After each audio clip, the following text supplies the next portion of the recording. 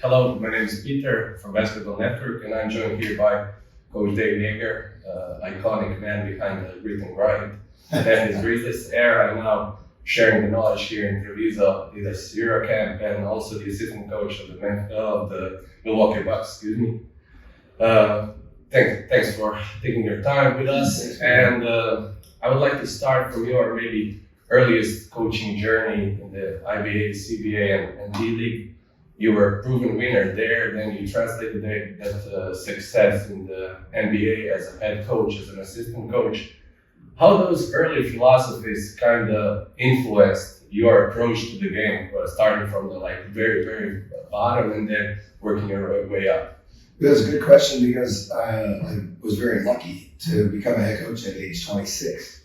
And so, if you don't win, you won't be a head coach until you're 50, maybe, again, right? So, I made a lot of mistakes when I was younger in the minor leagues, but I learned from my mistake. I tried a lot of things. I was very fortunate to Coach Popovich would let me come to watch Coach Rick Carlisle. These are legendary coaches, and to watch training camp, watch their summer league practices, learn things, try things.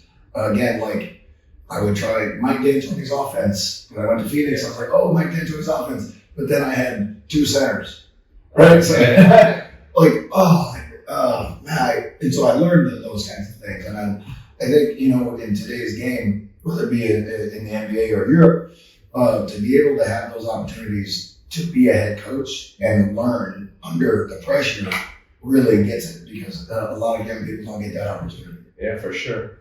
We'll now jump back to your Memphis Grizzlies days. You really defined an era of Memphis basketball with those grit and grind players. And if you can touch a little bit about how would that team fare in today's NBA with a little bit of faster pace, more perimeter oriented, how would those guys fit in today's game? Well, it would be very interesting, right? Because we played Marc Gasol and Zach Randolph. We played 3 out, 2 in. Also, we played Mark at the high post with Mike Conley, and we have Tony Allen, great defender, and then we had different guys rotating through Tayshaun Prince and Courtney Lee at the other positions. But we would be tough to handle, but we would have to play slow. Yeah. We try to play fast, it would be bad for us. Yeah. So I think we are starting now. The NBA is starting to come back around to playing two bigs, but they're different kinds of bigs. Now they're a little more skilled, more threes. I think if I had to do it again, to go backwards, I would have encouraged Marc Gasol to shoot more threes. You know what I mean? And again, that's part of your evolution as a coach. So it would be fun to try. Yeah. It would be fun to try to get that team to do that. But then go to Sacramento, and after we trade DeMarcus Cousins, we go small, De'Aaron Fox, speed. We played one of the fastest paces in the NBA. So, as a coach, you're always trying to learn, and I think that's what I love about sports and athletics. Yeah, it's all about trying different things and seeing what the guys are able to do. Speaking of those Sacramento King days, do you think maybe the history would turn out different? It's a bit of a tricky question. Maybe if you had selected Luka Doncic instead of Marvin Bagley, I know you had some rift with the management and that during those times. So maybe just touch a little bit. Yeah, I think, you have to trust your front office. They do the work. They're out visiting and seeing, and they have not just 6 months but 6 years of watching these players, and they feel that they know what's best for your team. So, we had a good young group. He's obviously a Hall of Fame talent already. So it would have been kind of fun to see what happened on it. But then again, it didn't go that way. So and he's had a heck of a career, and De'Aaron Fox has had a heck of a career. I think the feeling was they didn't really want those two.